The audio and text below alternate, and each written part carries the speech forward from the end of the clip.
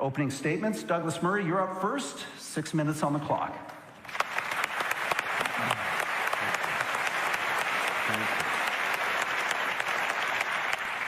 Well, thank you very much, Rudyard. It's a great pleasure to be back at the Munk Debates. When I was last here a couple of years ago, I just returned from the front line of the war in Ukraine, where I was with the Ukrainian armed forces.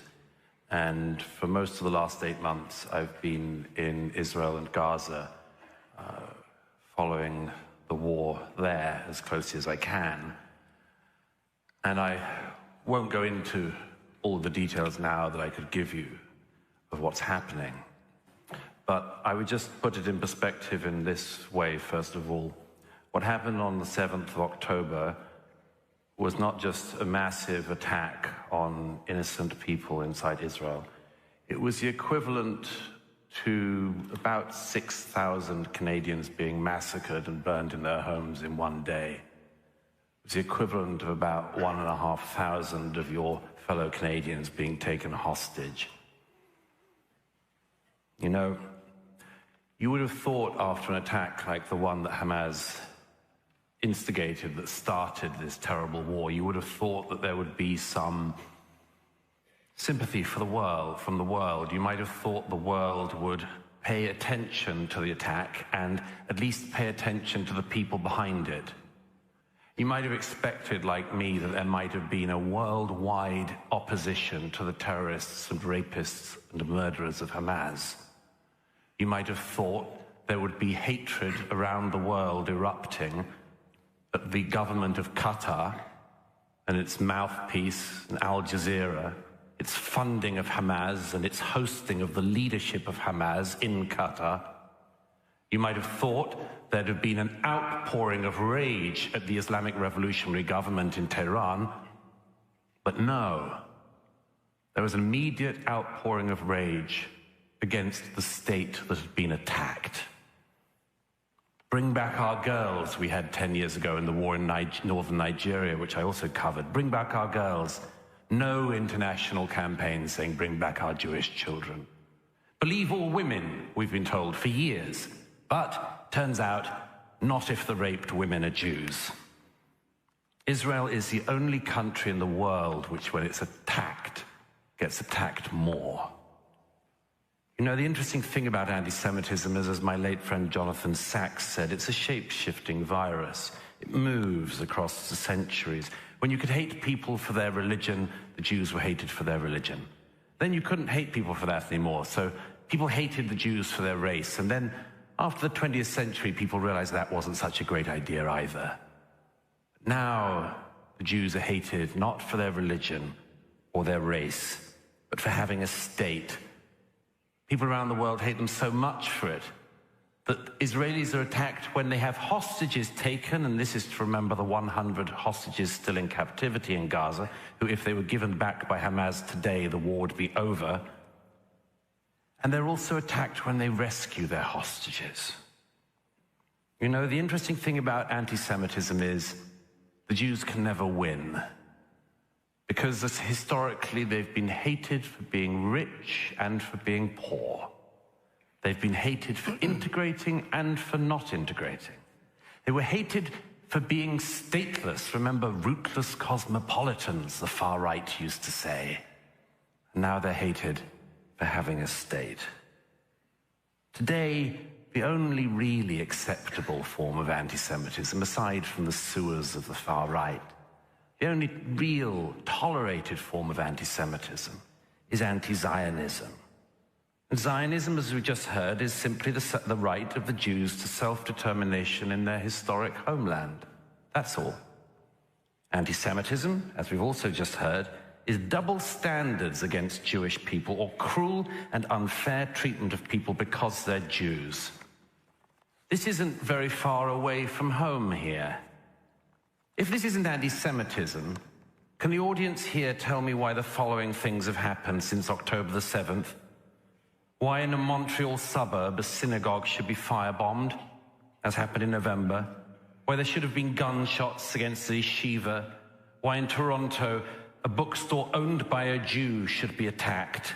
why a Molotov cocktail was thrown to a Jewish community center in Montreal, why a Toronto Jewish deli in North York was firebombed, why in Toronto the Orthodox synagogue was vandalized, why in Toronto 2 men opened fire the other week on a Jewish girls' school.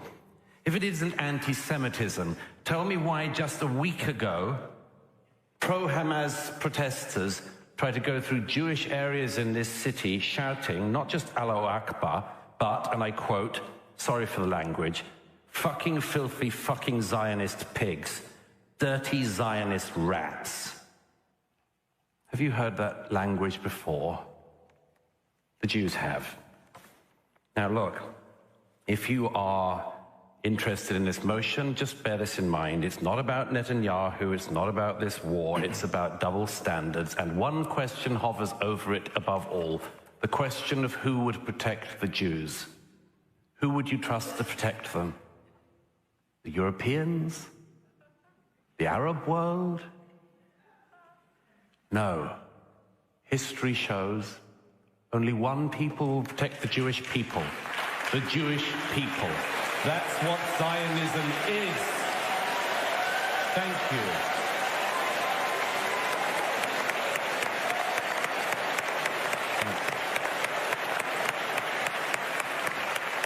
Thank you for that opening statement, Douglas. It's now Mehdi Hasan's opportunity to present the con side of the argument.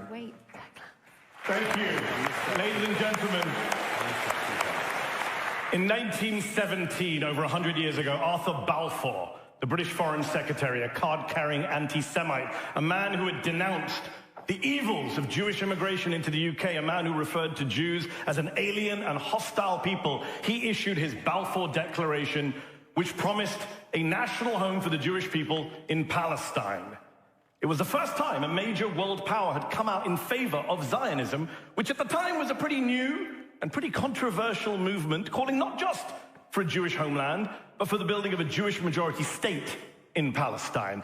And yet the only Jewish member of the British cabinet at that time, a man named Edwin Samuel Montagu, adamantly opposed both Zionism, which he called a mischievous political creed, and the Balfour Declaration, which he referred to as anti-Semitic and a rallying ground for anti-Semites in every country in the world. The only Jewish member of the British cabinet, that is what he said. And yet tonight here in Toronto, over 100 years later, we are being asked to vote for a motion that would damn Montagu as the anti-Semite while praising Balfour as the champion of Jews and Judaism. That's ridiculous. In fact, this entire motion tonight is ridiculous, disingenuous, ahistorical. It says, be it resolved, anti-Zionism is anti-Semitism. It doesn't say some anti-Zionists engage in anti-Semitism, which I don't disagree with. It doesn't say some anti-Semites hide behind the cloak of anti-Zionism, which again, I don't disagree with. Everything Douglas listed about what's happened in Toronto, disgusting, reprehensible. Those people are shameless bigots. But that's not what the motion says. The motion says anti-Zionism is anti-Semitism. No ifs, no buts, no caveats, no exceptions. Anyone who takes an anti-Zionist position is automatically, inherently, unavoidably anti-Jewish, an anti-Semite, a racist. That is what you would be voting for if you make the mistake of voting for this motion tonight, which I'm sure you won't do because you are far too smart and nuanced an audience to do that. You are Canadians! And I have great respect for Canadians. I say that for no apparent reason whatsoever. I like Canadians. I like Israelis. My debate partner tonight, Gideon Levy, Israeli writer, is one of my journalistic heroes. It's a privilege to be on the stage with him. But this debate fundamentally at its core, and I kind of agree with Douglas here, it's not about Israelis. It's not about Israel. It's not about Gaza. And by the way, on the subject of Gaza, given Douglas gave us some math about the death toll on October the 7th, horrific death toll, which we all condemn, I would remind you also that the death toll inflicted on Gaza, the deaths and injuries in Gaza are the equivalent, if we're going to do the ratios, of 2 million Canadians. 2 million Canadians. But that's not what the debate is about. It's not even about Zionism itself. It's about the legitimacy of anti-Zionism, whether you can be anti-Zionist, opposed to Zionism, which remember is a political ideology, a nationalist movement, not a religion, not a race, not a protected class, whether you can be anti-Zionist without being smeared, tarred, demonized as an anti-Semite. And I want to be clear tonight. You could be the most pro-Israeli person in this room tonight, the most proud and ardent Zionist here, and still vote against this motion with a clear conscience. Still vote with our side, the right side. Because this motion is not about whether you are pro-Israel or pro-Zionist. It's about whether the rest of us have the right, the freedom to take a different view on Israel, on Zionism, on Benjamin Netanyahu even, without being silenced, without being told we're racists. We're not. Anti-Zionism is not anti-Semitism. I'll tell you 3 reasons why. 3 reasons why you should oppose this motion tonight. Number 1, if you vote for this motion tonight, you are throwing logic, history, and the English language under the bus. Because anti-Semitism is hating Jews, the people, and Judaism, the religion. Anti-Zionism is opposing Israel, the state, and Zionism, the ethno-nationalist ideology that underpins that state. Zionism is not Judaism. Let me say that again for the people up top. Zionism is not Judaism, right? It's a very modern, secular, political ideology movement that was founded less than 150 years ago by an atheist named Theodor Herzl, who said, and I quote, "The anti-Semites will be our most dependable friends, the anti-Semitic countries our allies." His words, not mine. Number 2, if you vote for this motion, you're throwing Palestinians as a people under the bus. You're telling an occupied people, a dispossessed people, to accept their own occupation, their own dispossession, meekly, in silence. Otherwise, they're racists. As my friend Yusuf Manaya, the Palestinian-American activist, says, to ask Palestinians not to be anti-Zionist is to ask Palestinians not to be. And number 3, last but not least, if you vote for this motion, you're throwing a lot of Jews under the bus as well. Not just Jews like Edwin Samuel Montagu, but Jews today. If you vote for this motion tonight, you're saying my debate partner, Gideon Levy, whose grandparents were killed in the Holocaust, who served for Shimon Peres, who's written for Haaretz for over 40 years, just won Israel's top journalism prize 3 years ago, he's an anti-Semite. You're saying the Satmar, the world's biggest Hasidic Jewish sect, which says it is fighting God's war against Zionism, is anti-Semitic. You're saying Jewish college students on campus, maybe some of them are your kids, members of If Not Now and Jewish Voices for Peace, they're anti-Semites. You're saying some of the most respected Jewish voices in the world, like Abraham Berg, the former Speaker of the Parliament, Miriam Margolis, the actress from Harry Bloody Potter, they're all anti-Semites. That is what you are saying. That is what you're signing off on if you vote for this motion tonight. So I have a simple solution for you all. Don't do it. Vote instead for common sense, for free speech, and the right to criticize a foreign country, the right to criticize a foreign country and a political ideology. I beg to oppose.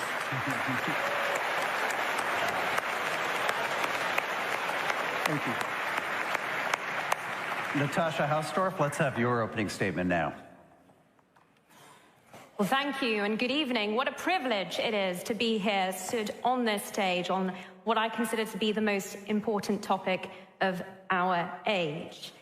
I have to begin with a debating tip coming from a land with a culture of a rich history of debate. And that is that in debates, it is for the proposition to define the motion. And Douglas did that for you, loud and clear. Mehdi seems to think that he can redefine anti-Zionism without you noticing, but the proposition are not going to allow him to pull the wool over your eyes and conflate Zionism with politics. Who has the right to define Zionism? Well, apart from the proposition in this debate, because that's how the rules work. Would you ask a misogynist to define misogyny? You wouldn't ask a sex offender to define rape? You wouldn't ask the KKK to define anti-black racism. So why, when it comes to the Jews, would you let the anti-Zionists define anti-Zionism? No, ladies and gentlemen, no minority should have its identity dictated to it. And we have defined Zionism. It concerns the right of the Jewish people to self-determination in their ancient homeland. Zionism is not a political ideology.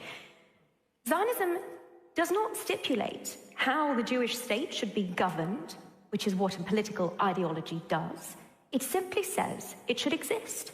It doesn't dictate borders or the makeup of population. It does not say that Israel should be socialist kibbutzim or capitalist startup nation. Israel has exemplified both of those and everything in between. This is not about political ideology. This debate is about racism and creating a double standard where you make an exception for the Jews. Now, you don't have to support Zionism, but if you are anti-Zionist, If you are against the Jews having a state, you are against the Jews. Mehdi Hasan is lying about what Zionism is, and in an attempt to win this debate and to provide cover for his own anti-Semitism, we usually hear a series of lies spewed by anti-Semites and anti-Zionists in an attempt to justify their anti-Zionism, and these are the modern blood libel. They are widely believed as the ancient blood libel, that Jews killed Christian children to use their blood for religious ritual, as widely believed and as false.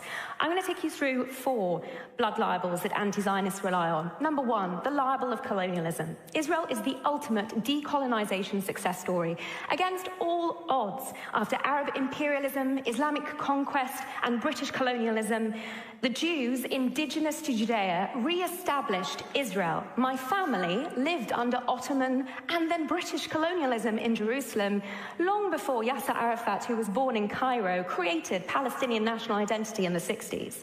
Number 2, the libel of ethnic cleansing. In 1948, when 5 Arab armies and the local Arab population attacked the fledgling state of Israel with the stated intention of annihilating its people, 700,000 Arabs escaped the fighting. Those that remained became Israeli citizens. The Arab population of Israel has increased tenfold. This is ethnic cleansing? No. Ethnic cleansing is what happened to the Jews in 1948 when Jordan occupied the West Bank. Ethnic cleansing is what happened to 850,000 Jews expelled from Yemen, Algeria, Egypt, Morocco, Syria, Lebanon, and Iraq, where they'd lived for thousands of years. Ethnic cleansing left Arab countries Jew-free. Meanwhile, 2 million Arabs live in Israel today. Number 3, the libel of apartheid, because those Arabs that remained in Israel are now 20% of its population, the only free Arabs in the Middle East. They are represented in every area of Israeli society as mayors, army officers, police commanders, members of parliament, and the Supreme Court. I served under Salim Gibran, who put both an Israeli prime minister and a president in jail. And those who propagate the lie of apartheid seek to conflate Arab citizens of Israel with Arabs living under the Palestinian Authority, who have an autonomy and should be voting for their leadership. But President Mahmoud Abbas is now in his 19th year of his 4-year term. Number 4, the libel of genocide, the reprehensible smear that maliciously accuses the Jews of perpetrating the very crimes committed against them. October 7 was the latest in a long history of genocidal acts by Arabs against Jews in the Middle East. The genocide libel inverts reality. Hamas has spent 16 years embedding its terror infrastructure in mosques, schools, hospitals, and every second house. Its central military tactic is to use civilians as human shields. And in the face of these unprecedented challenges, the IDF has taken greater measures to prevent civilian casualties than any other army in history, far exceeding the requirements of international law. Genocide is the latest modern blood libel that anti-Semites use to justify their anti-Zionism, and it is central to Hamas's war strategy. Today, its only aim is to survive, and to achieve this with international pressure on the Jews to cease their self-defense. Voting for the opposition supports Hamas in this endeavor by legitimizing, aiding, and abetting their anti-Zionist aim to wipe out the Jews from the river to the sea. Don't stand with the terrorists and anti-Semites. Stand on the side of moral integrity. Stand with the proposition.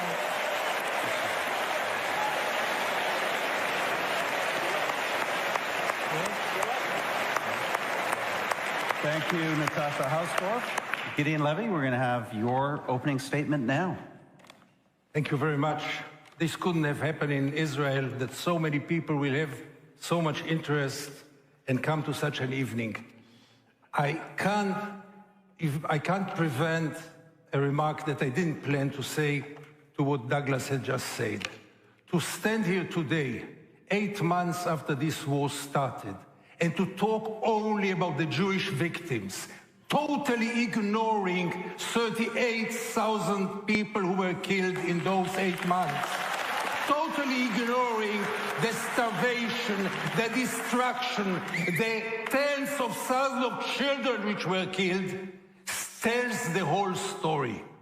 After this, you almost don't need to continue, because when you don't see the other, when you're victimizing yourself and totally ignore the other suffer, the other agony, then really we have no basis here.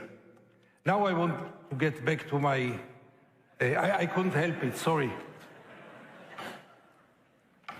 I will start with a personal note.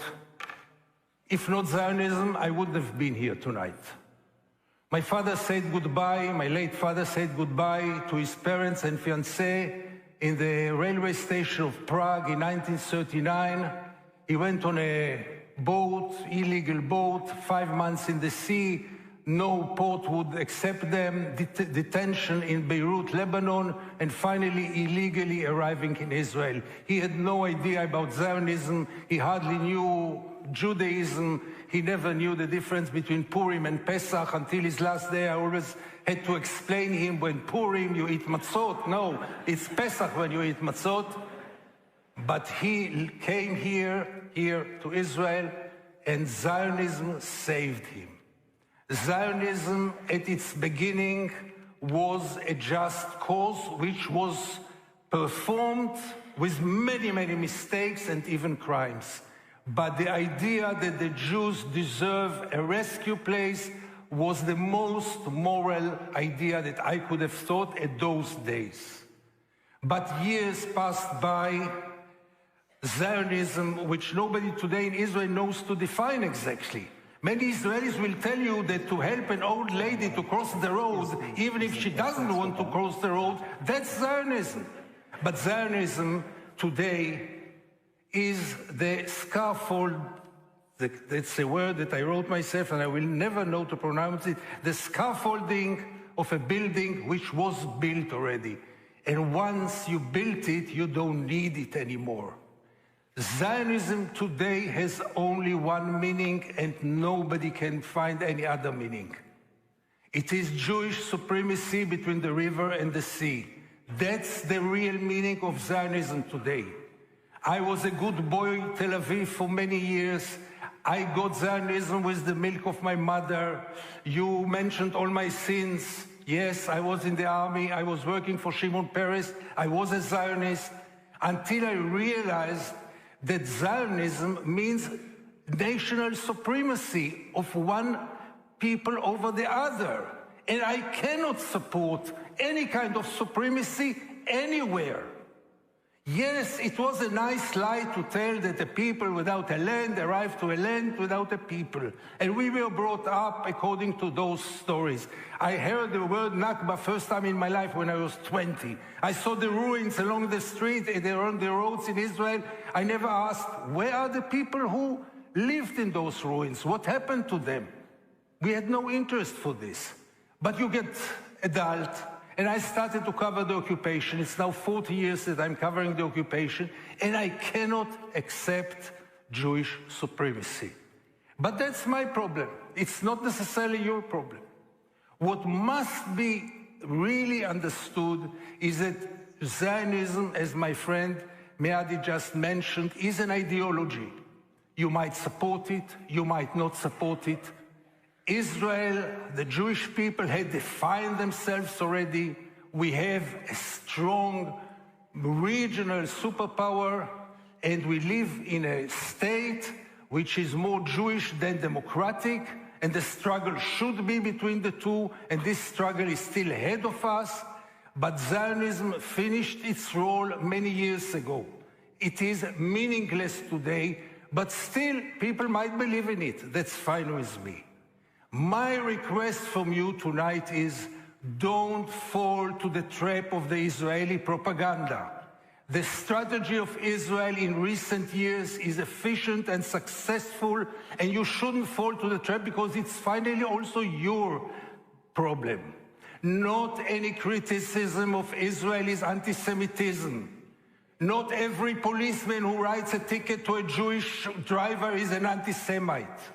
You may be anti-Israeli in the way that you are anti-occupation, anti-apartheid, and still have nothing to do with anti-Semitism. I'll tell you more than this. Israel has succeeded by this to silence any criticism. And take my word, there is nothing that Israel needs now more than criticism, because Israel will never save itself by its own. Israel will never put an end to the occupation without you, without the criticism of the world. Thank you very much.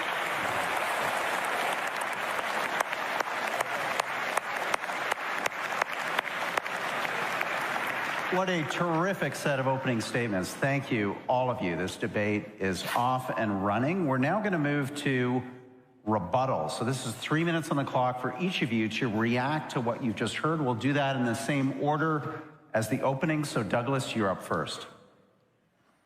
Thank you very much. There's quite a lot to reply to there. Let me first say, Gideon, you started with a peroration about me not mentioning the Palestinian casualties. That's because I started by mentioning the war, and there is no law of war that says you're allowed to start a war and then complain when you lose it.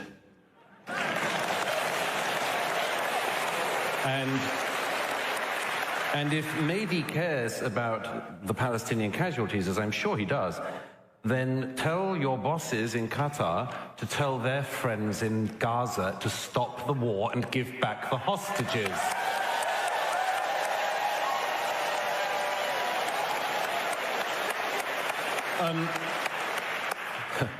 Gideon says Israel needs nothing more than criticism. As if Israel doesn't get criticism. Wow, he doesn't even read his own country's press. By the way, you said the other day in an interview, Gideon, I couldn't care less about the Jewish state. So we know very well where you're coming from. Let me just say a couple of things about that I didn't get to in my opening remarks, but are important. You know, if you didn't throng the streets of this city or any other for the actual genocide going on in Sudan, not the one that Mehdi and Gideon pretend is happening, but the actual genocide going on in Sudan, if you didn't spend weekend after weekend doing that, but you did come out for the post-October the 7th protests, you're an anti-Semite.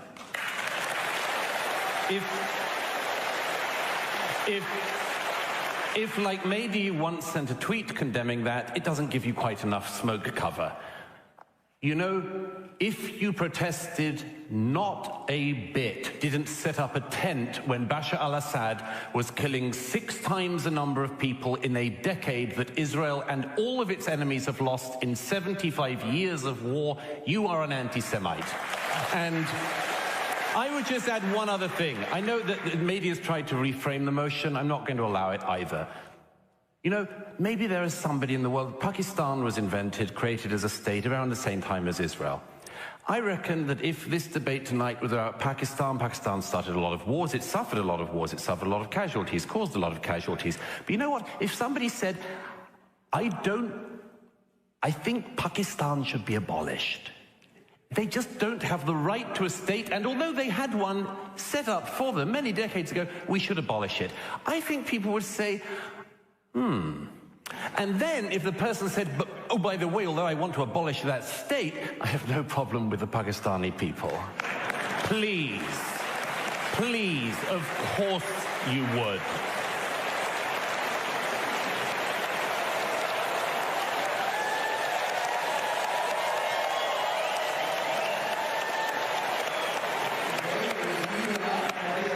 Opportunity for rebuttal, 3 minutes on the clock. Thank you very much. Oof. Oof. I love the fact that Natasha started the speech by saying, our side cannot define Zionism, anti-Zionism, or anti-Semitism. So Gideon, you and I should just go check out the CN Tower, because I'm not sure what the debate's about. We're being told by the proposition that we must follow their definitions of what we're here to argue and vote about, which tells you how authoritarian that side of the motion. This debate for me tonight is fascinating, because for years Douglas has been the free speech warrior, and I've been the guy saying there's no right to absolute free speech. Tonight I feel the roles are reversed. I'm here to say, what happened to free speech? What happened to the ability to criticize others, governments, countries, yes, political ideologies, Natasha? Theodore Herzl would be surprised to hear you say it wasn't a political ideology or a national movement. And I just find it fascinating that Natasha made it very clear that non-Jews cannot define anything to do with this. And then Douglas stepped up and accused every Jewish protester against Israel of being an anti-Semite, which I find offensive and ridiculous. Thousands upon thousands of Jews. You don't have to agree with them, remember, you don't have to agree with them. But they took their right to go out on the streets in Toronto, in DC, in New York, in London, in Paris, all over the world, in Tel Aviv, to protest against what's happening in Gaza. And Douglas, one of the world's most proud atheists, not Jewish as far as I know, just damned them all as anti-Semites. Wow, that speaks volumes about where this debate is going and who is defining what and how. As for Natasha's line and Douglas's line that if you don't support self-determination for a particular group, you're a bigot, well, you know, we've already had a lot of votes, so I won't ask you to click. I don't have power over your clickers. But I'd love to know how many people in this room either were in the last Quebec referendum or supported it from afar. Because we're in Canada, where a bunch of people want to leave Canada and do their own thing. And I'm sure many people in this room legitimately oppose that. And no one says you're bigots towards the people of Quebec. Nobody says you're anti-French language. You're allowed to have a debate about whether Canada includes Quebec or not. And, you know, my friend Peter Beinart, who is Jewish, just so Douglas will call him an anti-Semite later, as he pointed out, the Basques, the Catalans, the Kurds, the Scots, they don't have states. And if you oppose them having states, you're not an anti-Kurd bigot, you're not an anti-Scot bigot, you're not an anti-Catalan bigot. People have arguments all the time. There are 5,000 indigenous groups in the world today. According to the UN, there are 193 member states of the UN. You do the math, right? So this is ridiculous, this argument that we are being expected to believe that if you don't support Israel as it is currently constituted, with Jewish supremacy, as Gideon points out, that makes you an anti-Semite. It's an abuse of anti-Semitism. It empties at a very important concept, at a very urgent time of all meaning, in order to defend a country which, as Gideon has pointed out, and which Douglas seems to think is fine, has killed tens of thousands of innocent people in recent months.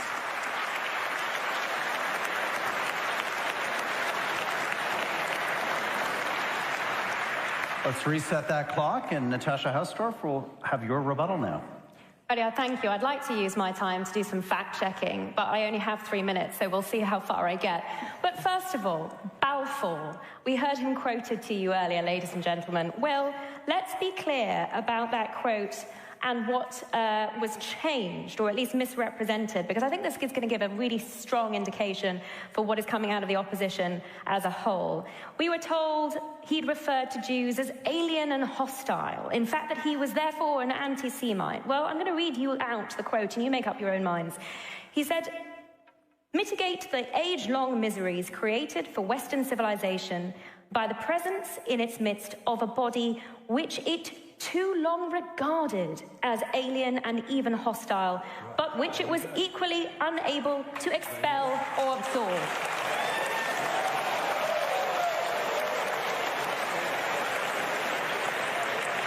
So I encourage you very strongly not to take for granted what the opposition are telling you tonight.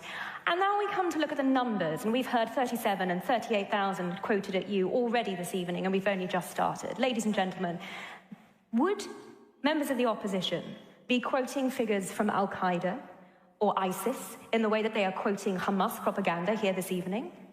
These figures, which have not been verified, and which even the UN has revised down on the basis of missing information for significant thousands of these figures that have come from quote-unquote media sources as opposed to from hospitals, and that have been circulated on Google Docs where people are encouraged to enter their martyrs here. This is the methodology for compiling these supposed figures.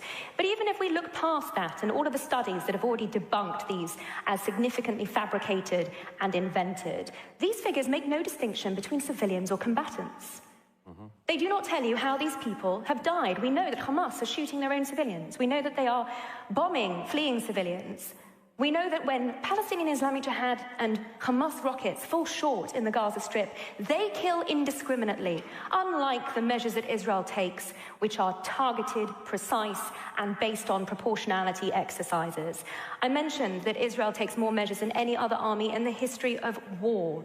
to prevent civilian casualties. Hamas's main aim here is to drive up that casualty figure and inflate it, if necessary, in order to seek to win this war through creating international pressure.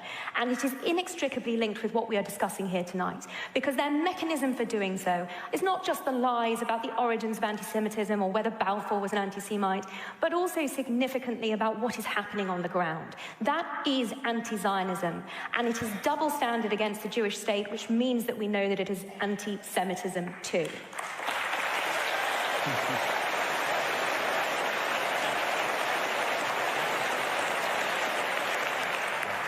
Gideon, we're going to save the best for last. Let's have your rebuttal now. I really feel overdose of propaganda, and it really neutralized me in a way, but I'll try to manage just on a factual ground, because you were all kind enough to applaud to what Douglas said, that if only Hamas will release the hostages, the war will come to its end. From time to time, it's also good to stick to facts. And the fact is that Israel wants to continue this war with the hostages or without them. And Israel is not ready to get a deal because Israel does not want to end this war. So with all the respect, things must be more accurate than this. But I would like to speak about something which is more principled. One of the big fears that we are being taught day and night is that they all want to exterminate Israel. That if you call from the river to the sea, Palestine will be free, it means to send all the Jews back to Auschwitz. It is a fight over the regime between the river and the sea. Nobody who opposed apartheid in South Africa spoke about exterminating South Africa. We were speaking, or they were speaking, about changing the regime.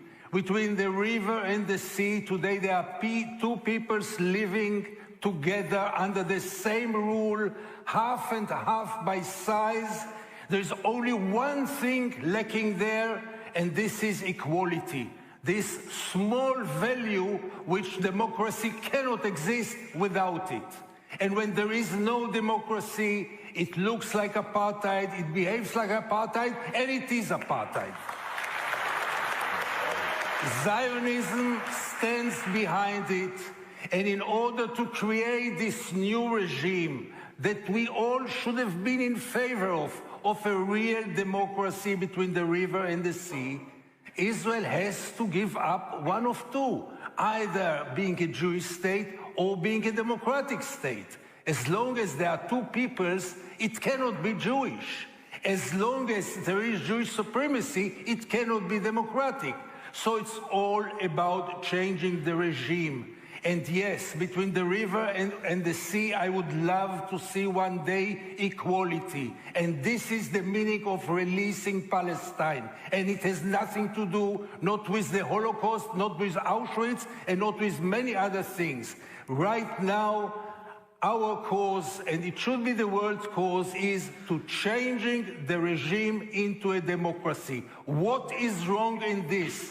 What is wrong in wishing for an equal society?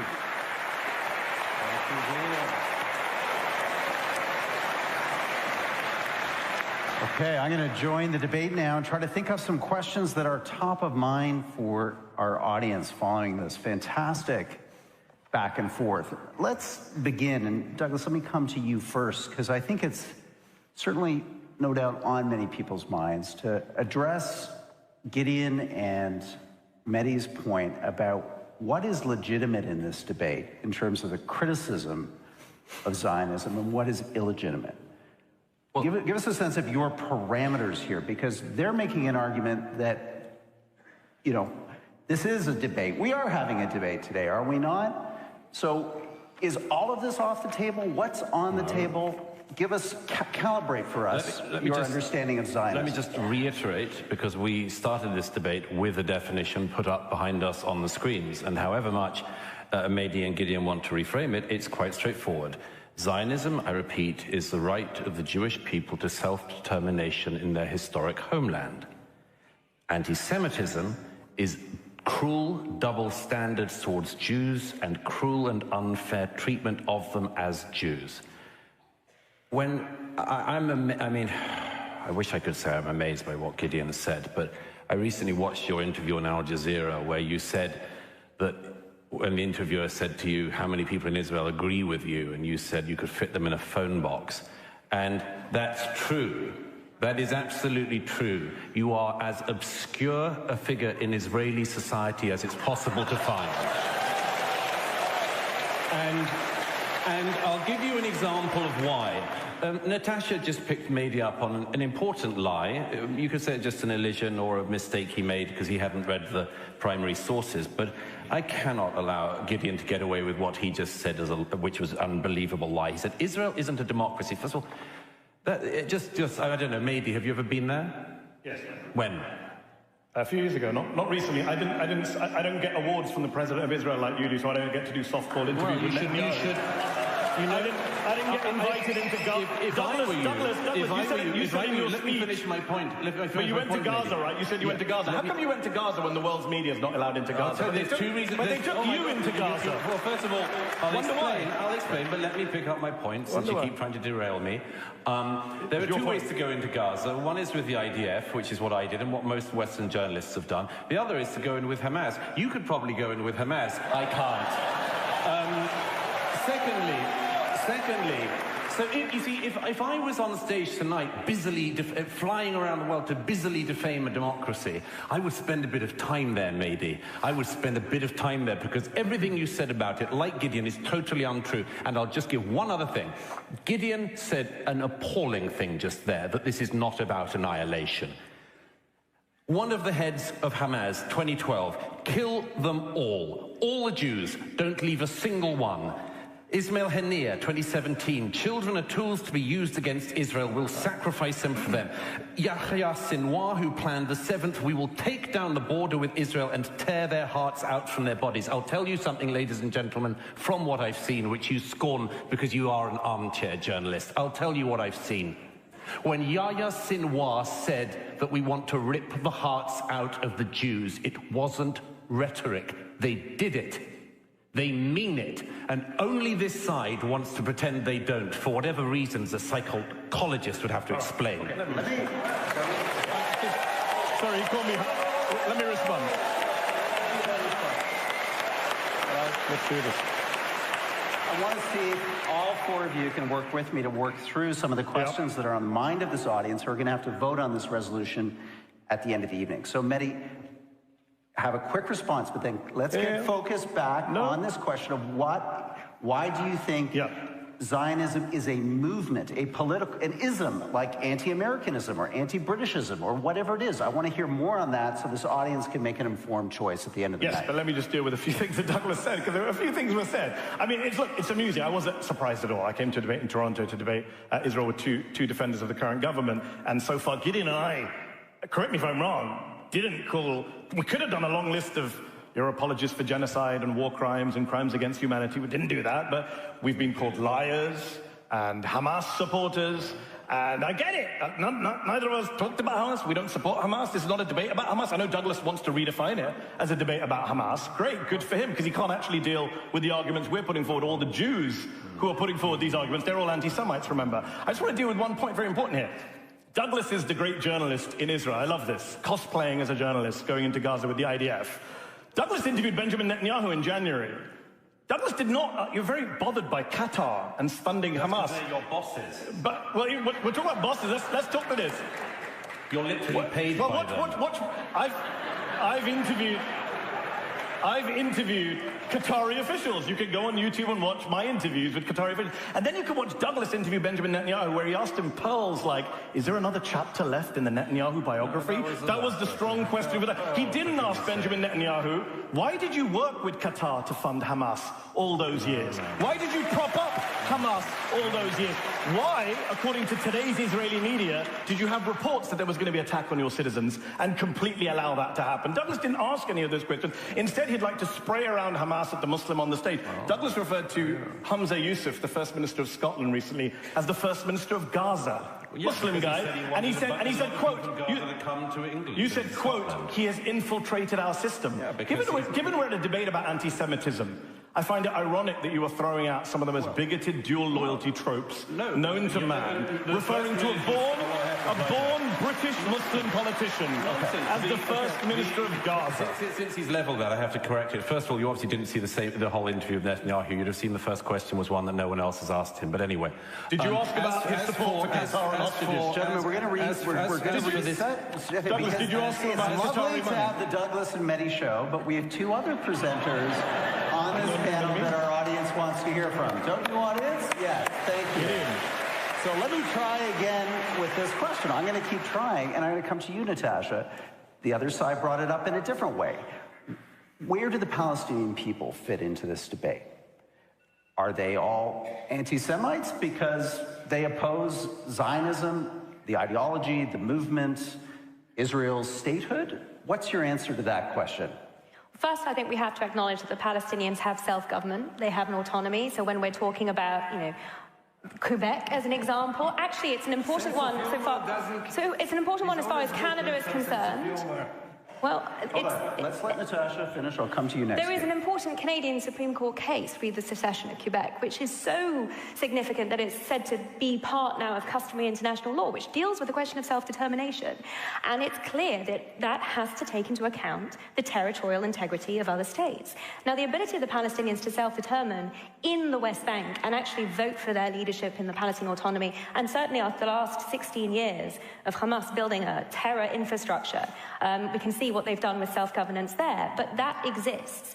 I think they have been desperately let down by their leadership, and when it comes to the question of anti-Zionism, what's desperately tragic about this debate, and what we've heard already so far, is that the opposition seem willing to fight to the last drop of Palestinian blood in order to make the case against Israel.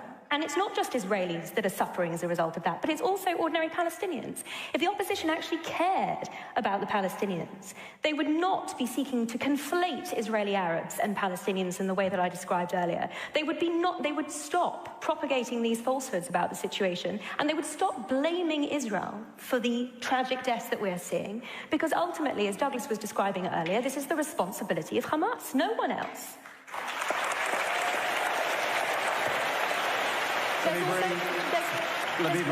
There's one very brief point. Very brief point, then Gideon's going to come in. Yes, we've heard already this utopia of a one-state solution being advanced by the other side, in contrast to the autonomy that I have described. And we saw the reality of that for anyone who was blind to the realities here on the 7th of October.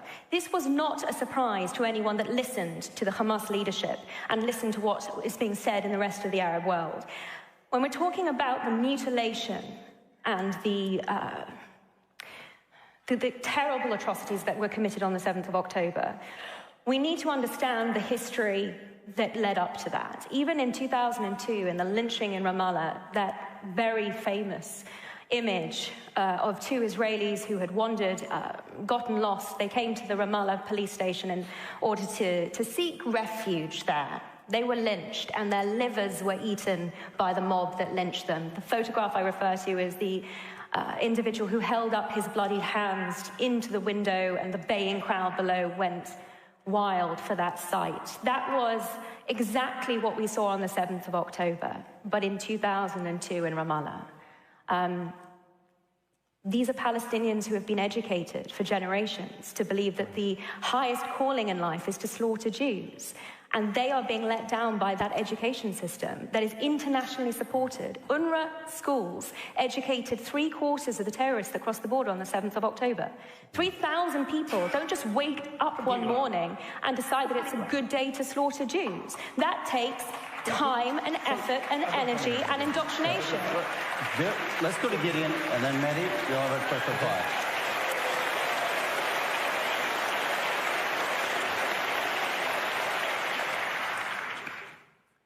In the last 35 years, I'm covering the Israeli occupation.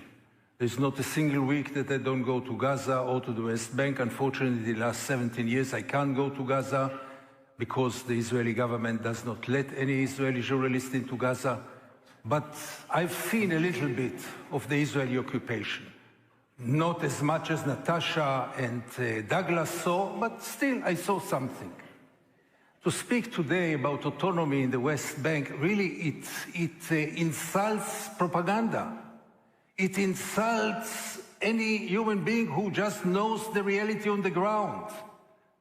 Autonomy in the West Bank, I mean, did you ever hear a worse joke than this? Do you know what does it mean to live under the Israeli occupation? Do you know what does it mean to wake up in the morning or to go to sleep at night with troops coming into your home, with kidnapped children, women? I don't have to get into it because you in Canada see much more than we in Israel because we are protected by our media who doesn't show us anything. I just want to say to Douglas, I'm very proud to be a single voice. You know why? Because masses in history made the biggest mistakes. From when is it a criteria if you gain a majority? I'm not a politician. You want to look like masses in history who went blindly after horrible ideologies and horrible leaders? Do you need examples from this? And those few dissidents, they are the heroes of today, not me. But those dissidents are the heroes that we admire and should admire. So from when is the fact that I am lonely as a guarantee for anything? You can go with the masses, have a nice time with the masses. I don't want to be with them. But we are running away from the subject. And the subject is still the capability to criticize Zionism. And what is unacceptable is that Zionism will be above any suspicion, any question, any remark or any criticism. There is no ideology like this in the world. Yes, in Soviet Russia, if you were not a communist, you couldn't stay there. I don't want to live in a country in which if I'm not a Zionist, and that's the situation today, I can live there. But you are out of the... You are a traitor. Where, when, and where is there a place where if you don't support a certain ideology, by the end of the day, it is an ideology? Why can't you criticize it? Thank you. Why? Why can't you have some questions about it? We appreciate it. We'll give you a round of applause. And we're going to Mehdi very briefly, because I've got a question for Douglas, very briefly. I'll be as brief as everyone else. The proposition tonight, I've sprayed around the word lie and liar, so let's return the compliment. Natasha lied when she talked about UNRWA and terrorism. The UN set up an independent inquiry, asked the Israelis for evidence. I know you don't want to hear this.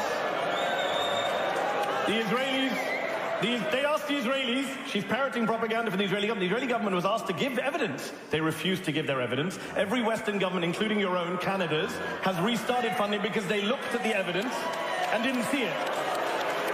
That's great. I get it. But as Douglas might have once said, facts don't care about your feelings.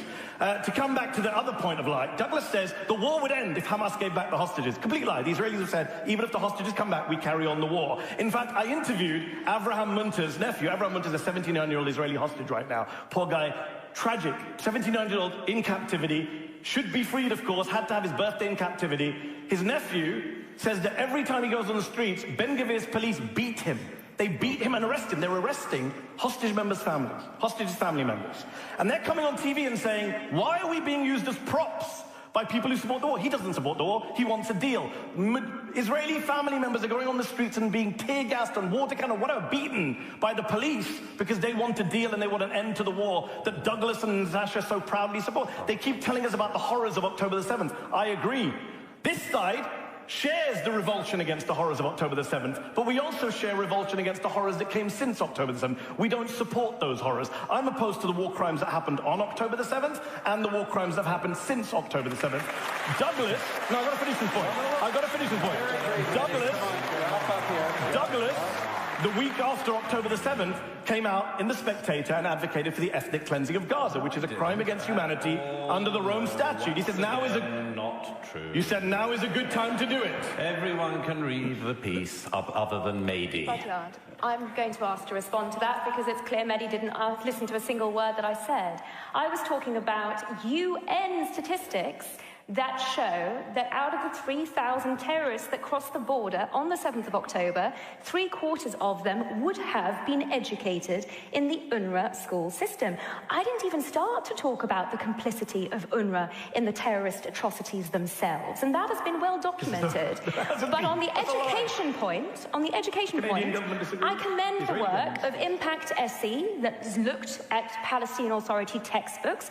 I commend the work of UN Watch that has outed the UNRWA chats on Telegram in which the attacks were both supported and celebrated, and the identities of those UNRWA employees that took part in them. There are NGOs doing important work to clear the realities of what it is that the opposition seem to be blind to, but that also includes this absolutely abhorrent allegation of war crimes. It's another blood libel. So was occupation, by the way, but we can come on to that, I'm sure, a little bit later. Wow. War crimes invokes international law, and I'm going to take the prerogative as the lawyer on the stage to talk about what Israel is doing that surpasses international humanitarian law in Gaza. The principles that it upholds are proportionality, distinction, necessity, and precaution. No other army gives the sorts of warnings before strikes that Israel provides through text messages, phone calls, leaflets to individual householders. A proportionality analysis on strikes that does not launch them when civilians are in the way, and that plays into the hands of Hamas's strategy of using civilians as human shields, another Hamas strategy that is being supported by the opposition tonight with its propaganda. Thank you, Natasha. Okay, Douglas, we got a little later time for Douglas here. And Douglas, I know you're going to want to say your piece, but I want you to address something else because I want to move on to college campuses. This has been a big part of this debate. There have been, as we know, chants on college campuses. I'll say them, they're not pretty. There's only one solution, Intifada revolution. From the river to the sea, Palestine will be free, the probably better known of the two. What does college campuses and what's happening on college campuses here in North America, Douglas, say about this debate right now? Well, it says that a young generation has been lied to in significant numbers and with a sense of ferocity and extremism, which we should all abhor. I mean, it's possible that these college campus kids didn't get the memo from the other side in their desperate attempt not only to reframe anti-Zionism, but also anti-Semitism. It's very strange to me, isn't it, that if anti-Zionism isn't anti-Semitic, why do all these kids who've never protested about anything else before in the world stage suddenly turn up at Columbia and chase Jewish students with "Go back to Poland" or Ukraine? Why is it Jewish students at universities here in Toronto and Montreal who get chased by mobs and shouted down by mobs screaming anti-Semitic slurs? They're not even bothering to cover over it. I mean, they very rarely anymore remember to say, "Oh, I meant Zionist." They're revealing themselves all the time, and it's because, first of all, they've been lied to. Secondly, there are a very large number of them who are, I would say that they fall into two categories, the sinister and the silly. The sinister are the ones who know exactly which river they're chanting about and exactly which sea. And they want the eradication of the world's only Jewish state. And they think they're the good guys. The silly, they're the ones who, like, there was a guy at Columbia who started this academic year calling for climate emergency, and then Hamas attacked Israel, and suddenly he was for Hamas. He has a sort of belly button piercing, and I think he's queers for Palestine, or they say chickens for KFC. And these students are, I'll put it straight, they are desperate for a cause. They're desperate for meaning in their lives. They have searched and scoured the land looking for meaning and purpose, and instead of learning something good to do with their lives, they've decided they will do this incredibly simplistic thing. Everything in the world is oppressor, oppressed, occupier, occupied, colonizer, colonized. And this incredibly simplistic idea that works nowhere, they then implant or try to implant over the world's most complex region. And they think in doing so that they're being good guys. And what they don't realize is that if they got what they wanted, they'd have finished the work of Adolf Hitler. something you thought a lot about too. So, Douglas earlier was telling us all about the importance of journalism going on the ground. While Douglas was getting awards from the President of Israel, we were actually reporting, my news organization Zateo, from those campuses with Jewish students. In fact, the most read piece on our site is from a student called Jonathan Ben Menachem, who is at Columbia and reported from inside the encampment where they were having a Seder, where he was protesting war crimes in Gaza, which I know the other side thinks there are no war crimes, everything we just imagined the last 8 months. What you have to tackle tonight, I'm glad we brought up college campuses, because again, if this ridiculous sweeping motion, Douglas says complexity, we are the side of complexity, we're not the ones saying anti-Zionism across the board is anti-Semitism, you have to deal with the fact that college protests are disproportionate. There are a disproportionate number of Jews in these protests. They're all brainwashed, they're all idiots, they're all self-haters. Some of the top academics at Columbia University who are Jewish have come out to defend the protests.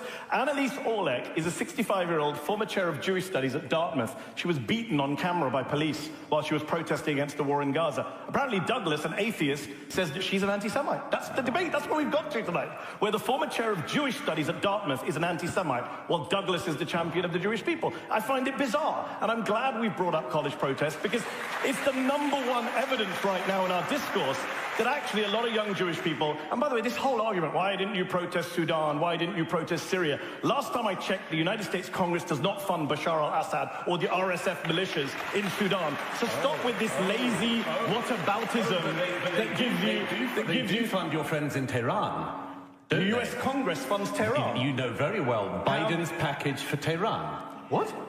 You don't know about it? US funds Iran. Okay, you got me there, Douglas. Wow. By the way, since Biden decided to bring Iran back into JCPOA, they are no longer under the sanctions that they were, and they've been brought back into the fold.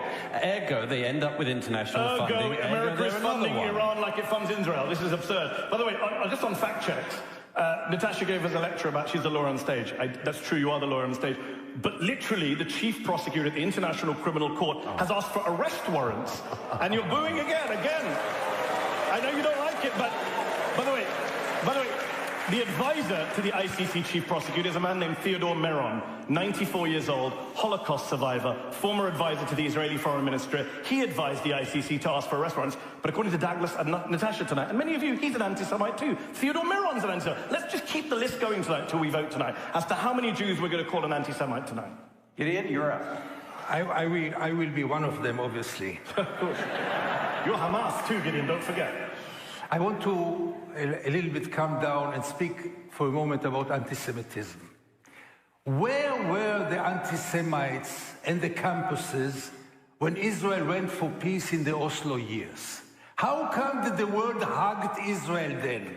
From coast to coast, from continent to continent, campuses and others hugged Israel because Israel went for peace.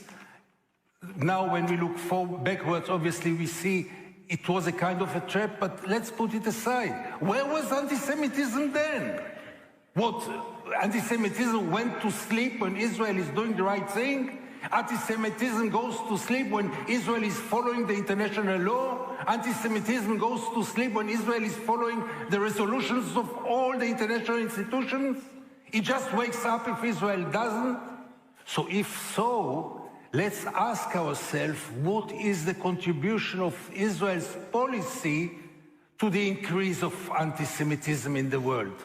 There is anti-Semitism in the world. It should be fought without any compromises, no doubt about this.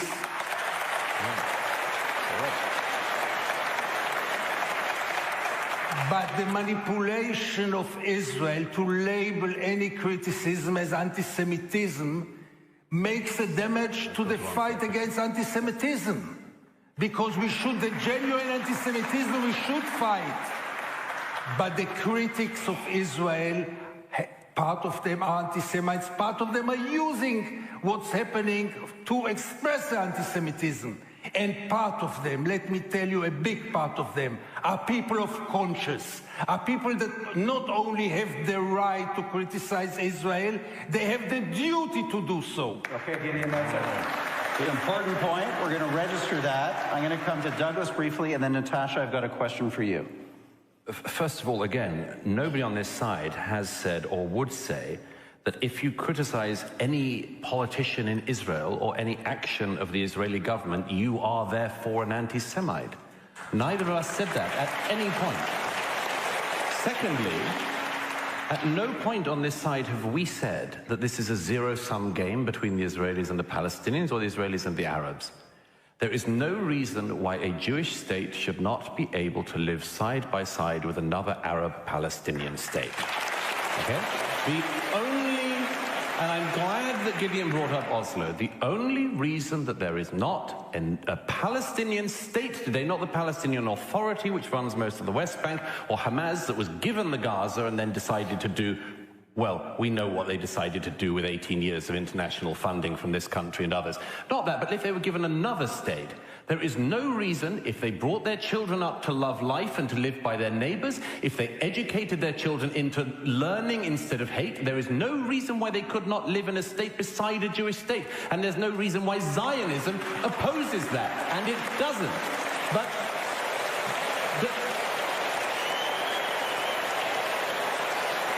once again, Gideon and Mehdi said something without giving you the context. You said that when Israel was involved in Oslo, the world loved it. Well, we all have our different histories and interpretations of that, I'm sure. Maybe it just looks better in the rearview mirror. The reality is that the Oslo process massively changed Israel. Why? Because the Israeli public and their politicians went for peace and they got intifada. They went for peace and they got suicide bombers at nightclubs in Tel Aviv. And one reason why Gideon is such an extremely rare voice in Israel, and congratulations, Mehdi, you know the drill, you can always find a Jew on your side who'll support what you do. But the reason why Gideon is such an unusual voice in Israel is because most Israelis learned from that intifada what it means, what the teaching of hate to Palestinian children means, and now, after October the 7th, they've learned it 1,000-fold. The people who were killed in the communities beside Gaza were people who dreamed of peace just as much as you do, if not more. And I can tell you that of the young people dancing at the Nova party that night, that morning, the young people dancing at that party massacred, raped, shot, kidnapped for the crime of dancing. There's not one of those kids who didn't dream of the day they could dance with their Palestinian brothers and sisters. Okay, Gideon, you got to be brief here because Natasha's up next. Sure. I don't know what, they shouldn't have been killed in any case. If they dreamed about peace or didn't dream about peace, they shouldn't have been killed, no doubt about this. But to put Israel today as a peace-loving country, really, something must have some borders. I mean, where shall we stop? We can say everything about Israel and believe everything about Israel. When Israel, you just mentioned the two-state solution. Wonderful solution. Why are there 700,000 settlers there if you want to give it back? Why did you put 700 settlers? Out of peace. And I want you to tell you one more thing. Each of you, I don't know you, unfortunately, maybe I'll get to know you tonight. I can get your mood. Each of you, ask yourself, if you would have been born Palestinian and live all your life under the brutal, maybe the most brutal regime today in the world.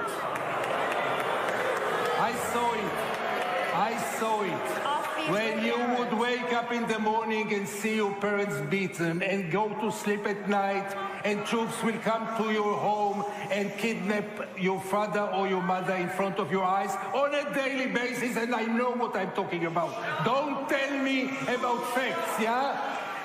What do you think you would have felt toward the people who does it to you? What do you think? It has nothing to do with education system. They don't need education system to hate us. Okay, we make them hating us. We've got the point. I appreciate it. We've got a little bit of time left here. I want to try to squeeze in a couple more topics, and you guys are going to circle back, I'm sure, but we're going to try to soldier on together. Natasha, you've thought a lot about international organizations, and they've come up in this debate a few times already.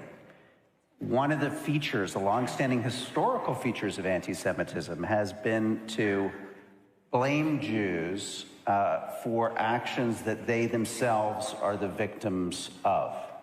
How do you see this? Let's hear your argument to how you think this is unfolding right now in international organizations and why you think they are emblematic of this new anti-Semitism operating under the guise of anti-Zionism. Well, this comes down to the core of lawfare. This not such a new practice. It's been with us for several decades already. But it's an abuse of international law. And I think you're right that international legal institutions are being abused for the pursuit of a political agenda in which these outlandish, malicious allegations, it's worse than victim blaming, of course, because here you're blaming the victims of the crime that was committed against them. And South Africa's application to the International Court of Justice alleging genocide is part and parcel of that. It should be noted that there is a reason South Africa made that allegation, not because it has any factual or legal basis, but because it serves as a legal hook to bring Israel to the court. Israel is a signatory to the Genocide Convention. And in fact, the Genocide Convention has always been of particular import for Israel. The term genocide was coined by Raphael Lemkin after the Holocaust to provide a legal lexicon to that experience of the Jewish people, that intentional eradication of a people, intentional destruction in whole or in part. That is what genocide means. Think about that when you hear allegations from the opposition of that order. There are a couple of points that I do want to pick up. I mean, Douglas has explained the context of Oslo and the sort of extreme statements that we've had already from the other side in that respect. But picking up on Oslo and also the conspiracy theories that were mooted that the Israeli government was in some way complicit in the 7th of October. I mean, the fact of the matter is that there are significant causes of the 7th that we do need to take into account, not least international pressure on Israel to make security concessions. I mean, we're talking about generations of Israelis who have seen every concession they make lead to blood on the streets. Those who went to make peace in Oslo were met with an intifada. The withdrawal from Gaza gave us a terror statelet. But what people don't seem to realize is that between January and August last year, there were some 400,000 entrances from Gaza into Israel. Douglas spoke about the people of the South seeking cooperation, coexistence with their neighbors in the Gaza Strip. Those entrances, 400,000 of them, were mostly on work permits. People who came to work in the kibbutzim and the moshavim in the South, work in the agricultural centers, work in the houses, build together with the communities there. Many of them gathered intelligence for the 7th of October. The terrorists, when they crossed the border, they carried manuals which listed house by house how many people, whether there were children, was there a dog in the house, was there a gun, and what they were instructed to do to each of those families. Security concessions made in the name of seeking peace, which has been Israel's story from the very outset. When David Ben-Gurion declared the state of Israel, he stretched out his hand to the Arab population and said, let us build this country together. And that war of annihilation was launched on Israel almost immediately. And kicked out 600,000 Palestinians and erased all the villages. Well, let's deal with that point head on. Natasha, there has been, in fairness of time and what's remaining on the clock, just quickly wrap this up. There's been a great deal of literature debunking those false claims, in particular a recent book on the myth of Deir Yassin, which I commend to the audience. And I think we're looking at a parallel issue here of history being subverted to promote a particular narrative that is not in keeping. We appreciate that point. We're just going to. Mehdi, I know you want to respond to that, but I want you to also offer defense of international institutions at this moment as it relates to holding the state of Israel to account. I have just one sentence to say about that, is that the entire world wants a ceasefire, and the United States and Israel and, I don't know, the Micronesia and whatever else don't, right? The entire world takes a very different view, unfortunately, to the people in this room and to Douglas and Natasha. The International Criminal Court, the International Court of Justice, the UNHCR, UNICEF, Doctors Without Borders, Amnesty International, Human Rights Watch, Oxfam, Christian Aid. Yep, you're booing. What does it come to when you're booing Oxfam? What does that tell you about yourselves? You're sitting here booing Oxfam to defend Benjamin Netanyahu. Let me just deal with something you just said. You talked about debunking propaganda. First of all, you can't even get Israeli propaganda straight. The Israeli government's own security agency, Shin Bet, investigated what you just said and said, no, we found no evidence that workers from Gaza were involved in the October 7th attack. Oh, Shin Bet are lying. They're booing Shin Bet, the Israeli security service. Got it. All right, let me finish my point. You had a 5-minute speech from your side. Okay. That's Shin Bet. Let me just deal with your wider point here. Douglas and Natasha and I want to make this entire debate about October 7th. I get it. It's a horror show.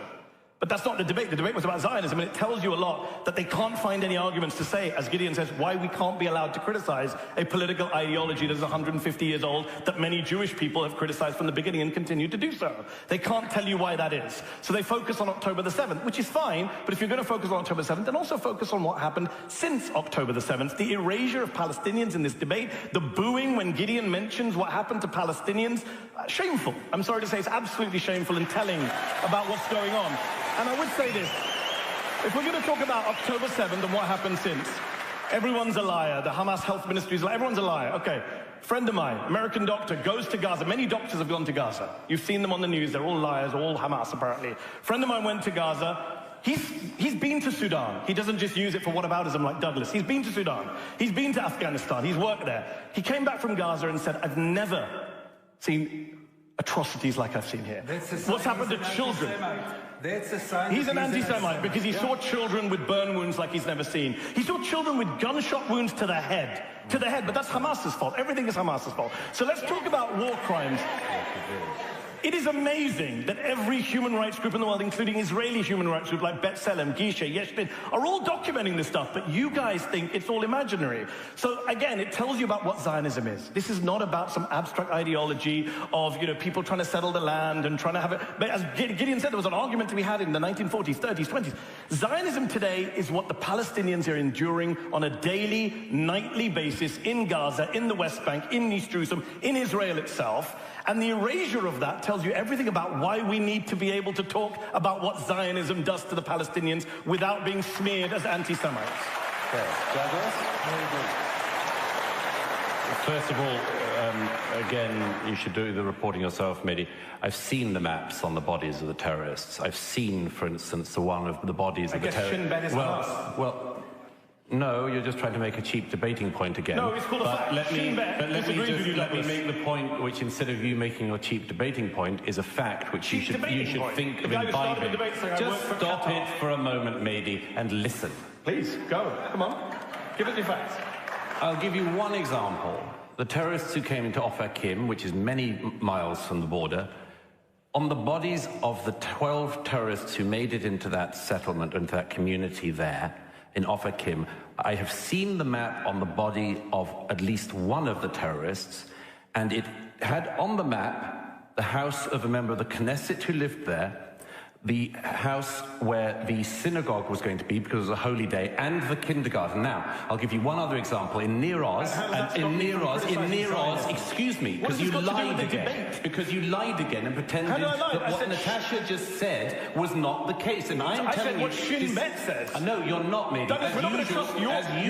As usual, you're making a cheap point for your partisan reasons. And I am telling you, You've accused me of being Hamas. I have seen, but I'm the cheap debater. I have seen the precise maps Douglas, of the communities I'm afraid I am. I'm afraid more reliable than you and your bosses in Qatar. I'm afraid you're not, Douglas. Oh, my boss is in Qatar, not cheap debating. Douglas, you're the guy. Let's just be clear. You're the guy who denied earlier that what you said in the Spectator. Let's just be the clear content. We're talking about October 7th. 5 days after October 7th, you said maybe they will finally put an end to this insoluble nightmare, raise Hamas to the ground, or clear all the Palestinians from that benighted strip it could be a good time to do it. But you tell this audience, we can live in peace side by side. That's a war crime. No. Ethnic cleansing is a war crime. Not at all. Clearing people. No, I said maybe for a reason. It could be a good time to do it. For goodness sake. Douglas. Just apologize and move on. Brilliant. Seriously. Talking about moving on, we are now going to move on to closing statements because the time for this portion of the debate has come to a close. We're going to approach those statements in the opposite order of the openings, 4 minutes each. So, Gideon, this time, you're the only time in the debate you get to go first. Take us away with your closing statement. I would love to have the last word, but I never get it. That's fine. I guess I don't deserve it. I would like really in a different tone now, because we are concluding soon. I'm the only one here who lives in Israel, who was born in Israel, who raises his children in Israel, who never had a slightest idea of leaving Israel, who will never leave Israel as long as I will not be forced to leave Israel. All my life I live in Israel. Part of my life I was a Zionist. Part of my life I was struggling, because it's not very easy to get released from something that you get from childhood in quantities that I can't even explain you how much propaganda goes to our veins and how much blindness goes to our veins toward other side of Israel. And Israel has so many good sides. Don't tell me about them. I know very well, and I know to appreciate it very well. And in many things, I have very hard time to live in Israel, to be an Israeli. Many times I'm deeply ashamed of being an Israeli, more and more so. Few times I feel proud of being Israeli, less and less so. And gradually, after covering the occupation for decades now, after covering the crimes which were never denied by no one, none of my stories was ever denied, but everyone can say whatever he wants. After so many years, I realized that the only way to get out of this deadlock, and nobody can deny here that Israel is right now in its worst position ever, a pariah state par excellence. You may blame the whole world for it, but maybe we Israelis should also look upon ourselves and ask, maybe we did something wrong. Can it be that we didn't do any mistakes, any crimes, and the whole world is anti-Semitic? The Supreme Court of this kind and the Supreme Court of this kind, this forum and this forum, intellectuals, artists, everyone. Can it be that all are anti-Semites and only we are pure and just forever? So we have to look with some kind of decency at the mirror and ask ourselves, but that's really our problem as Israelis. Most of the Israelis are still convinced, according to the propaganda lines that we heard here today, are not ready to take any criticism and become very, very aggressive if you dare to criticize them. From time to time, I dare to suggest to my fellow Israelis, maybe the Israeli IDF, the Israeli army, is not the most moral army in the world, but the second moral army in the world. You know, after 40,000 victims in 8 months, maybe they are the second after the army of Luxembourg. They become offensive. How dare you say so? So really, because time is running out, the only thing which is today to be decided in this respectable forum is, do we have the right to criticize Israel without being criminalized, without being silenced, without being labeled as anti-Semites? And believe me, for the benefit of Israel, we better stand in front of the challenges, the criticism of genuine friends, instead of trying to silence them. Because this propaganda campaign of silencing any critic will, by the end of the day, be the best source for new anti-Semitism. Thank you for coming. Thank you. Thank you.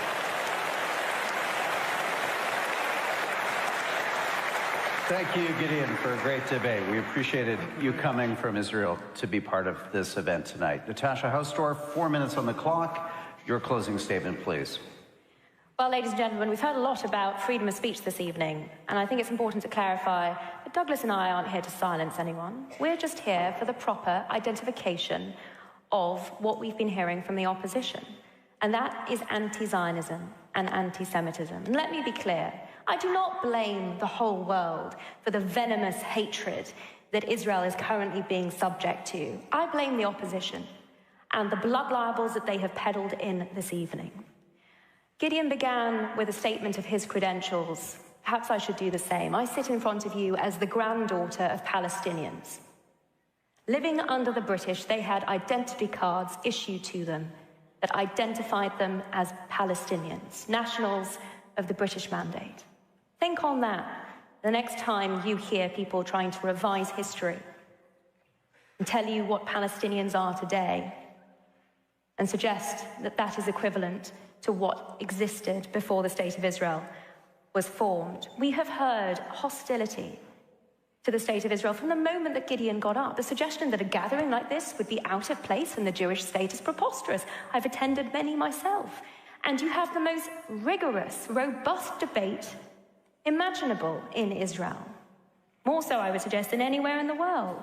But if the opposition really cared about Palestinians in the way that they profess, they would be calling, as I do, for Egypt to comply with its international law obligations, those that it signed up to in the African Union Convention on Refugees, which it acceded to in 1980, Egypt's responsibility to allow safe passage for refugees fleeing civil disorder in Gaza. Israel has gone above and beyond, and other modern militaries frequently say we wouldn't be able to meet the standards that Israel sets in the precautions that it takes. But it has had to move those civilians, or encourage them to move, it doesn't control them, to evacuate, to provide humanitarian corridors. When you think of the ease with which those civilians could be properly provided for the other side of the border with Egypt in Egyptian Rafah, where the aid that Israel is facilitating into the Gaza Strip wouldn't be diverted and stolen by Hamas, where aid workers would be able to assist them without being targeted by Hamas.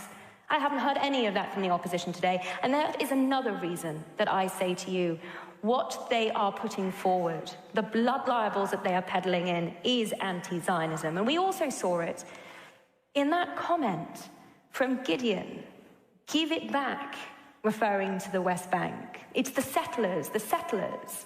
That call for the West Bank, or Judea and Samaria, to be Jew-free, as so much of the rest of the Arab world, Judenrein. We've heard that before, ladies and gentlemen. We were told because Jews in the 20th century differed about whether the creation of the State of Israel was a good idea, that was a reason that Jews couldn't be anti-Semitic if they were anti-Zionist. Well, I urge you to consider a debate between parents, which might be entirely legitimate as to whether or not to have a child. There may be arguments for and against, reasonable ones. But once that child is born, to suggest that it should be gotten rid of would be murder.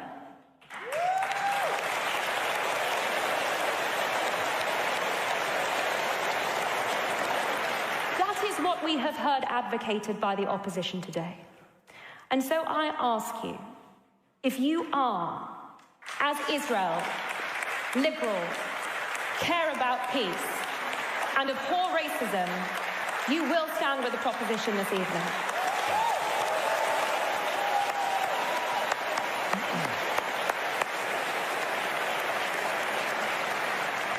Mehdi Hasan, let's have your closing. Ladies and gentlemen, before we finish that, I do want to say, look, I get it. I do. I get it. Anti-Semitism is undeniably on the rise. Hate crimes are on the rise. Ancient tropes and conspiracy theories are back in circulation. No one is denying that. And so Jewish people, understandably, feel unsafe, threatened, insecure.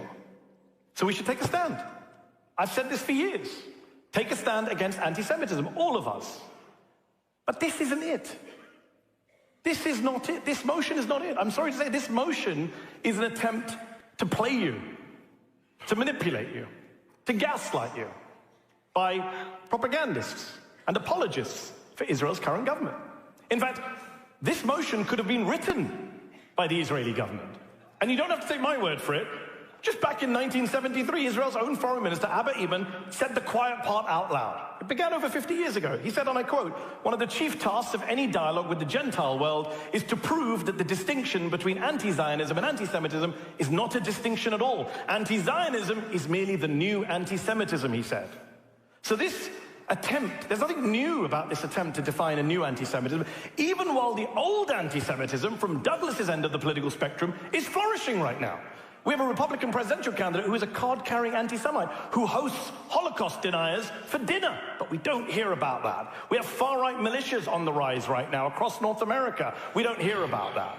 Just a few years ago, the biggest massacre of Jews in North American history took place in a synagogue in Pittsburgh, and the shooter was not a left-wing anti-Zionist, it was a right-wing anti-Semite. We didn't talk tonight in this debate about the anti-Semitic threat being posed by the rise of far-right parties in Europe, where the Israeli press says this is good for Israel. Wow, I remember a time when the rise of far-right parties wasn't good for Jewish people, but it's good for Israel and its right-wing government, for Ben Gvir, for Smotrich, for Netanyahu. We don't talk about the threat posed by Viktor Orban, openly anti-Semitic leader in Europe. If I wanted to make a cheap debating point, I'd say that's because he's a fan of Douglas and Douglas is a fan of his, but I won't make that cheap debating point. We don't talk about that stuff. And ladies and gentlemen, look, even if you ascribe the best of intentions to the proposition side tonight, and spoiler alert, I don't. This entire debate is a distraction, a deflection, an attempt to make you look over here, not over there.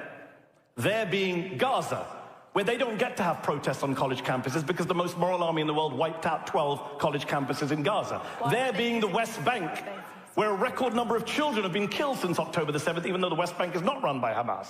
There being Israel, where a government of self-proclaimed fascists and racists faces nightly protests from thousands of Jewish Israelis, including the families of hostages.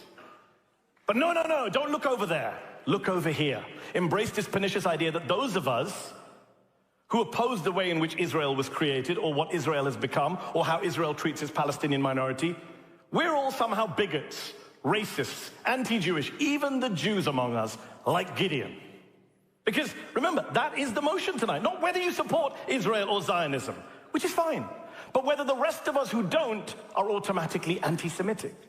By the way, what a weird and bizarre situation we find ourselves in tonight in Toronto, where we've had a British atheist of Christian descent, a non-Jew, telling the Jewish grandson of Holocaust victims who lives in Israel that he's an anti-Semite. What a bizarre debate. Tells you everything. Because he opposes the governing ideology of Israel. Think about how absurd that is. Think about how offensive that is. And then ask yourself the question, why would you vote for that? Ladies and gentlemen, I urge you to vote against this flawed, false, and truly dangerous motion. Vote for free speech and common sense.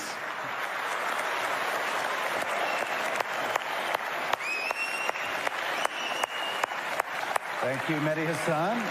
Okay, Douglas, as per convention, the pro side of the debate gets the last word. You're up, 4 minutes on the clock.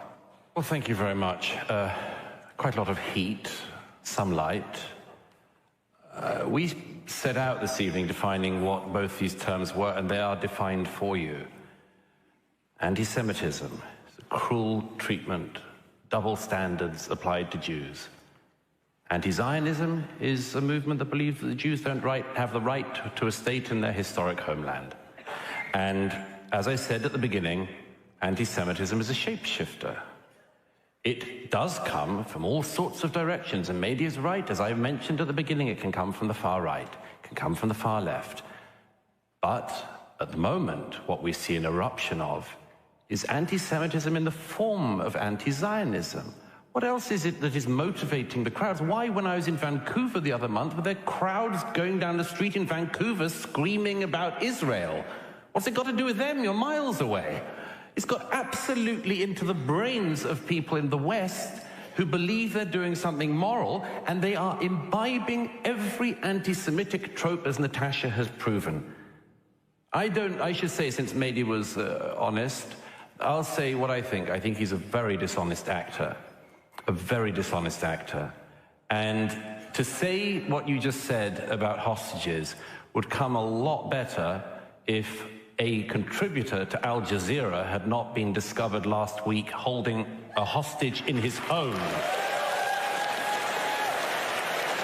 It would be a lot easier to take. And finally, I just want to say this. It's perfectly obvious, I said at the beginning, that you can get anti-Semitism from all directions. This just happens to be the major direction which is coming in at the moment, in the guise of anti-Zionism.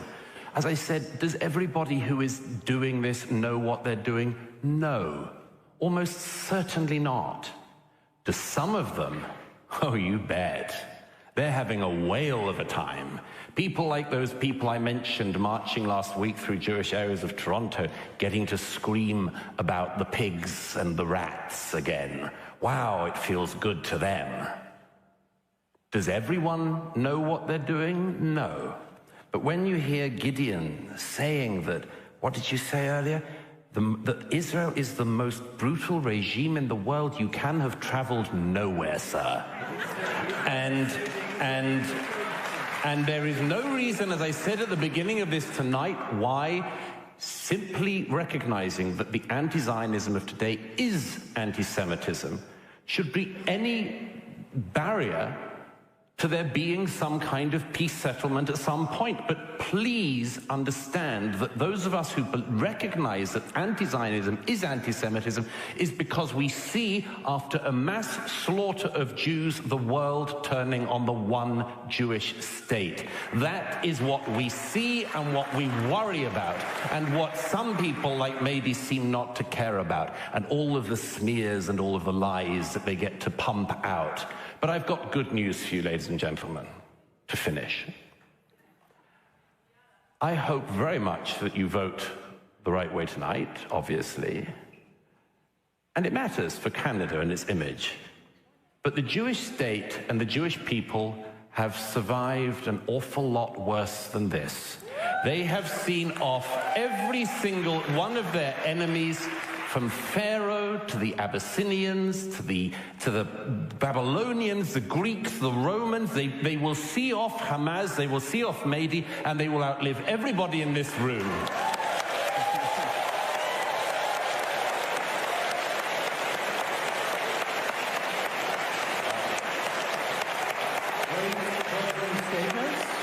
Great debates, and I just want to, ladies and gentlemen, please thank our debaters for the civility, the substance,